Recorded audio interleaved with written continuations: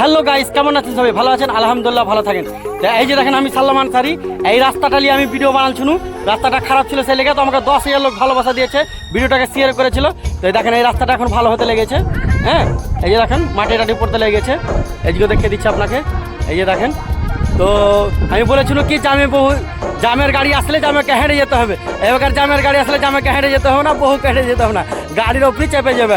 এই ভিডিওটাকে দাদারা তোমরা শেয়ার করে দেবে, ঠিক আছে? আমি এই রাস্তা তো দেখতে পেলেন দাদারা, এই যে রাস্তার ভিডিও বানাচ্ছিল, এই রাস্তাতে দেখেন কাম শুরু হয়ে গেছে।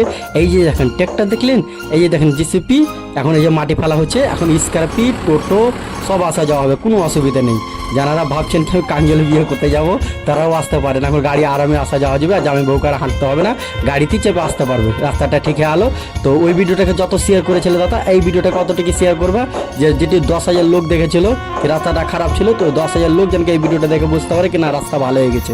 হ্যাঁ, আমার ভিডিও দেখে রাস্তা ভালো হচ্ছে কি সেটা আমি বলতে পারবো না, মানে যাক আমাদের গ্রামের রাস্তাটা ভালো হচ্ছে, আলহামদুলিল্লাহ। আমাকে খুব ভালো লাগছে, আর আশা করি আপনারাও ভালো লাগবে।